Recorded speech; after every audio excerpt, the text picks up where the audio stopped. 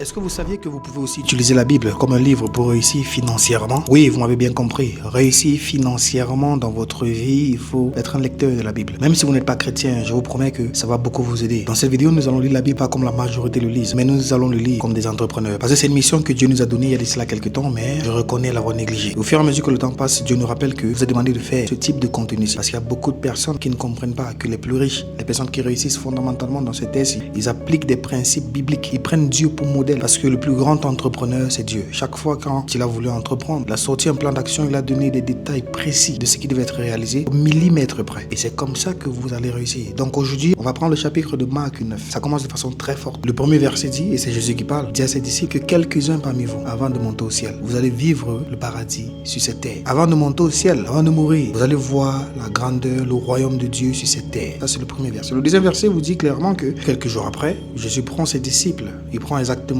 Pierre, Jacques et Jean et il les amène à la montagne où vous connaissez ce qui s'est passé. Jésus devient blanc d'une blancheur qui n'a jamais existé, et puis il y a Pierre là qui en panique, qui va demander à ce que on construise une croix-tente parce qu'il a vu Moïse, Élie. Il parle parce qu'il est pris de panique. Quand vous entrez en émotion, bien quand vous paniquez, ne dites rien, calmez-vous, taisez-vous, sinon vous pourrez faire des erreurs exactement comme ce que Pierre a fait et ça pourra couler votre entreprise, ça pourra couler votre vie financière. Il faut apprendre à fermer votre bouche. Ceci déjà, c'est l'un des premiers points qu'il faut bien comprendre. Il faut savoir quoi dire quand vous n'avez rien à dire, ou quand vous ne comprenez pas ce que vous devez dire, ou bien quand vous êtes en panique, calmez-vous, ne parlez pas, ne paniquez pas. La grâce que vous avez, c'est que généralement Dieu vous permet de faire des erreurs dans un contexte familial, parce que le contexte familial va vous pardonner. Quand vous entrez dans le monde de l'entrepreneuriat, ça ne pardonne pas. Et vous, chrétiens qui lisez la Bible, c'est pour ne pas faire les mêmes erreurs. Parce que si Dieu vous montre les failles, les défauts qui existent dans la Bible, les erreurs que les uns et les autres ont fait, c'est pour que vous ne fassiez plus ces mêmes erreurs-là. Et l'une des raisons pour laquelle on n'avance pas dans nos activités, c'est parce que nous faisons les mêmes erreurs que Dieu nous a prévenus de ne pas faire. Donc après, justement, il y a la transfiguration, il y a toute cette parenthèse-là. Moi, je l'appelle parenthèse parce que ce n'est pas, on va dire, le but précis de parler du fait que Jésus est devenu blanc. Donc, le verset commence, ou bien le message que nous allons vous communiquer commence exactement au verset 14. À partir du verset 14, on dit que Jésus revient avec les disciples pour trouver les autres disciples. Nous sommes spécialisés dans la création, le management et le développement des entreprises. Nous avons plusieurs branches. Au Cameroun particulièrement, nous exerçons dans l'événementiel de façon générale. Donc, pour tous vos événements, joyeux comme malheureux au Cameroun, vous pourrez nous contacter car chez nous, soit vous êtes satisfait ou satisfait. Let's go. Quand il trouve les autres disciples, il y a quelque chose de particulier qui se passe. Il y a un démon dans un enfant que les autres disciples qui sont restés ne pouvaient pas retirer. Quand le monsieur a vu Jésus, il a crié à l'aide. Il a crié, il s'est séparé d'eux, il s'est débarrassé d'eux, il s'est retourné envers Christ, envers Christ. Ici, j'aimerais bien que vous gardiez à l'esprit l'image de la main gauche et la main droite. Si votre main gauche a un problème, il faut la couper. Il faut garder votre main droite parce qu'il est préférable pour vous de vivre une bonne vie avec une bonne main que de vivre une mauvaise vie avec deux mains. Mais ça parce qu'une de vos mains est en train de vous faire souffrir. C'est dans ce même chapitre qu'on parle de se couper la main au cas où il y a un problème. C'est dans ce même chapitre qu'on parle du fait que si vous voulez être grand, vous devez vous faire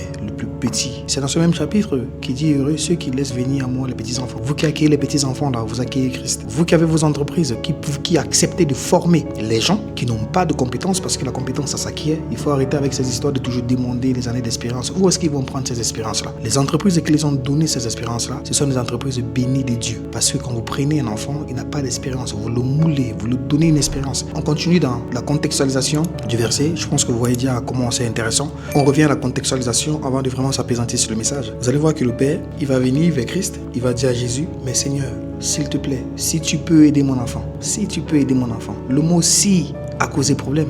Jésus le reprend directement. Pourquoi est-ce que tu dis si? Ne crois-tu pas? Et il dit clairement, je pense que là c'est dans le verset 23, il dit non Seigneur je crois, mais je reconnais que je ne crois pas assez, mais je crois quand même. C'est vrai parce que si le monsieur ne croyait pas, c'est qu'il ne serait pas devant Jésus. Et puis il dit non, il ne faudrait pas douter, il ne faudrait pas dire si, parce que tout est possible à celui qui croit. Et Jésus guérit l'enfant. Quand Jésus guérit l'enfant, il y a quelque chose d'extraordinaire qui se passe. Les disciples posent la question à Jésus, pourquoi est-ce que nous on a été incapables de sortir ce démon? C'est une très très bonne question à poser. Quand vous n'avez pas pu atteindre un objectif, il faut toujours vous demander pourquoi est-ce que vous n'avez pas pu atteindre cet objectif-là. Demandez-vous pourquoi. Essayez de comprendre. Allez vers la personne qui a pu atteindre cet objectif et apprenez de lui. Et qu'est-ce que Jésus lui dit? Il y a un type de démon que vous ne pourrez retirer que par la prière. Ici, il faut bien comprendre ce qui se passe. Vous n'arrivez pas à atteindre un objectif parce qu'il y a un blocage. Ce blocage-là, c'est un démon. La paresse qui vous paralyse sur le lit chaque jour. La médisance, la malhonnêteté, le manque de professionnalisme, le manque de résilience. Ça, ce sont des démons, peut-être invisibles.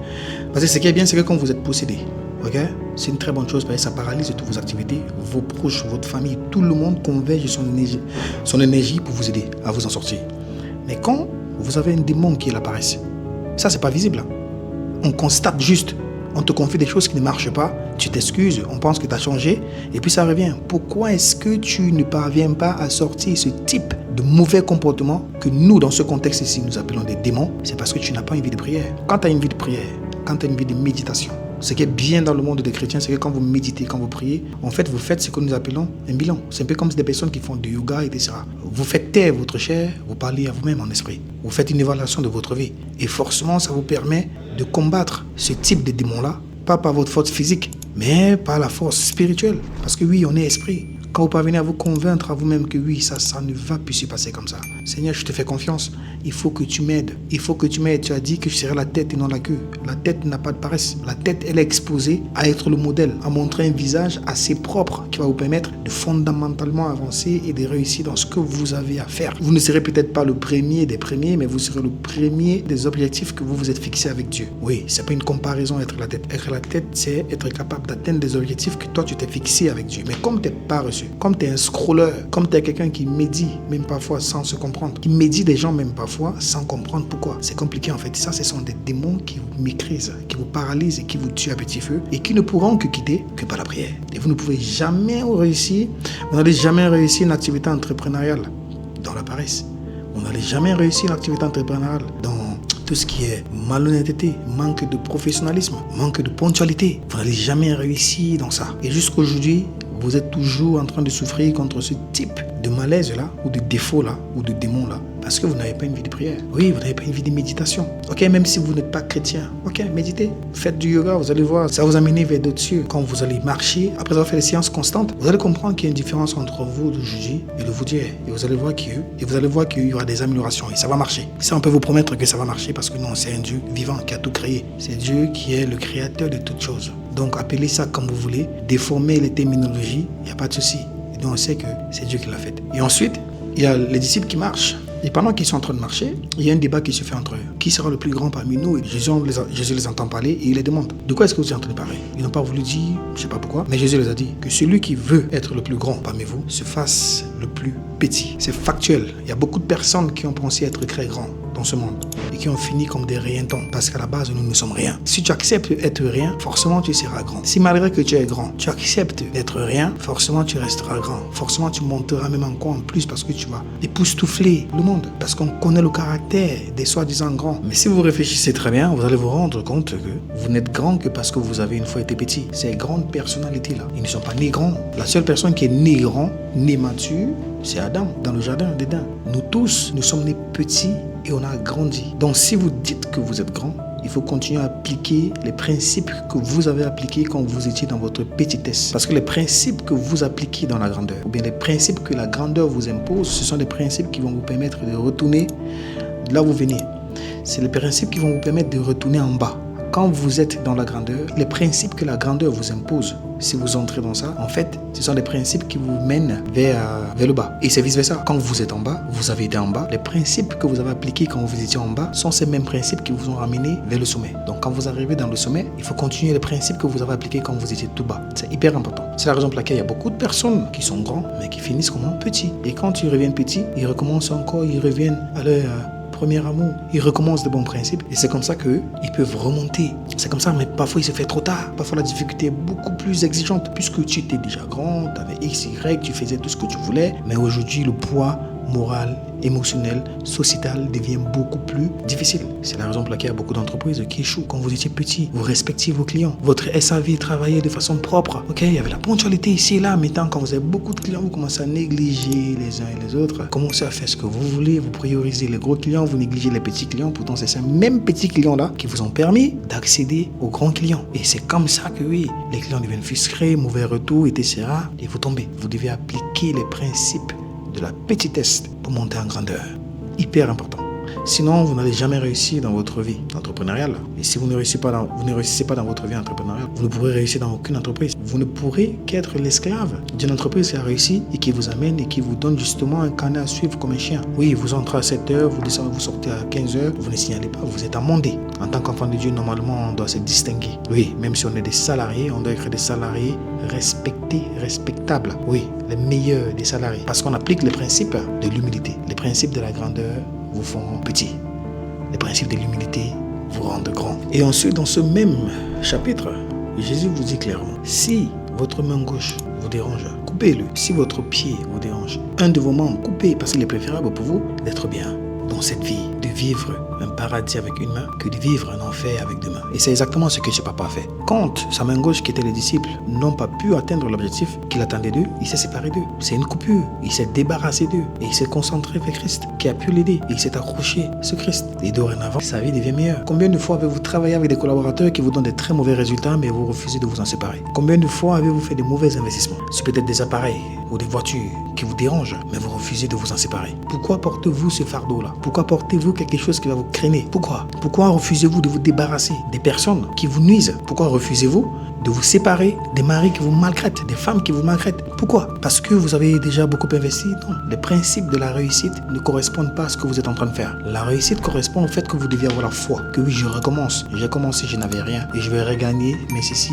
de la meilleure des manières. J'ai peut-être perdu un bras, mais c'est exactement ce qu'il fallait que je perde pour pouvoir réussir. Il est hyper important pour vous de comprendre ça. Vous savez, quelqu'un d'autre peut prendre ce verset biblique pour vous remplir d'espoir, pour vous dire non, voilà, croyez tout simplement, ça va aller. La croyance ne va pas comme ça. La croyance, ils sont poussés. En fait, une croyance qui va vous permettre de réussir doit être poussée par des actions radicales. Quand vous croyez en quelque chose, vous avez foi à ce que ça va marcher. Donc, toute personne qui va vous dire que ça ne va pas marcher, séparez-vous de cette personne. Dans la croyance, dans la foi de réaliser des choses, il faut absolument vous séparer des personnes qui n'entrent pas dans les principes de cette croyance-là. Il faut vous débarrasser d'eux.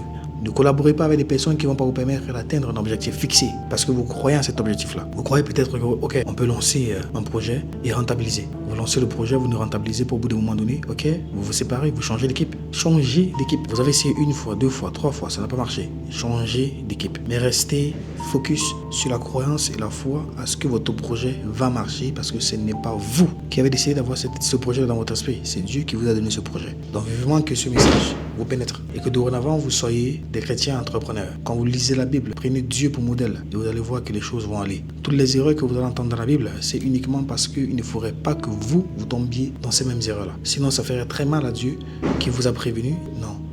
Soyons des bons chrétiens. Et c'est comme ça qu'on pourra gouverner ce monde. On pourra contrôler ce monde dans le bon sens. On ne peut pas reprocher les gens ceux qui ne croient pas en Dieu parce qu'en fait, ils ne savent pas toute la splendeur et toute la bonté de ce que représente le bien. Eux, ils connaissent que fait le mal parce que leur maître est promoteur du mal. Bon, nous qui avons la capacité de faire ce qu'ils font, au mieux même encore, parce qu'on a un Dieu avec nous, c'est clair que si on se distingue, on va améliorer le monde. On va améliorer le monde. Et c'est plus que possible. Au Congo, par exemple, les musiques chrétiennes ont tellement pris de l'ampleur que même les mondains le chantent. Ils dansent des pas dessus, dans des boîtes de nuit, dans des cafés, bars. En fait, c'est magique ce qui se passe. Si vous dites ça à certains Camerounais, ils ne vont pas croire. Il faudrait qu'ils viennent pour voir. Donc tellement ils ont été professionnels. Ils ont donné une louange agréable à leur Dieu. Ils ont travaillé le côté professionnel au point où tout le monde donne un coup de main, donne un coup de chapeau. Et c'est comme ça qu'il y aura beaucoup d'âmes qui vont monter au ciel parce que oui, ils ont compris que oui, les chrétiens peuvent aussi bien faire. Ces gars-là, ils sont forts. Est-ce qu'on peut dire ça de toi, chrétien? Est-ce qu'on peut dire ça de toi? Dans ton domaine de définition, est-ce qu'on peut dire que oui, toi, vraiment, t'es bon? Les activités que tu fais, oui, c'est extraordinaire. Est-ce que dans ton entreprise, on peut dire que oui, vraiment, ici, dans cette entreprise, on a quelqu'un de différent? Est-ce qu'on peut dire ça de toi? Si on ne peut pas dire ça de toi, c'est que t'es un faux chrétien. Ouais, c'est que tu fais honte à Dieu. Et vous connaissez ce que la Bible dit. Dieu aura honte de vous. Dieu aura honte de vous. Donc, il y aura une deuxième partie de cette vidéo où justement, nous, on a l'habitude de dire que votre corps, c'est votre première entreprise. Il y aura une deuxième partie de cette vidéo, donc abonnez-vous, likez, partagez. Laissez-nous un message justement de ce que vous avez compris. S'il y a eu des incompréhensions, laissez-nous aussi un message. On se fera le plaisir de vous assister. Prenez soin de vous et on se dit à la prochaine vidéo. Merci. Permettez-nous de vous donner un peu plus de détails sur l'entreprise SOS Company au Cameroun. Nous avons SOS Company de façon générale qui est spécialisée dans la création, le management et le développement des entreprises. Ensuite, nous avons SOS Events qui est l'une des branches mères qui regroupe organisations organisation d'événements, photographie, vidéographie, wedding planner, service retail, montage vidéo, design graphique. Nous mettons à votre disposition un staff dynamique au test, protocole et j'en passe. Ensuite, nous avons SOS Auto qui, elle, est spécialisée dans la location, la vente et l'achat des véhicules de qualité. Cette branche a déjà une application disponible sur Apple Store et Play Store. On mettra le lien en description et vous pouvez aussi scanner le QR code qui s'affiche sur cette vidéo ou déjà télécharger l'application afin d'être rapidement servi au cas où vous nous contactez. Nous serons ravis de vous avoir comme le prochain client. Que Dieu vous bénisse.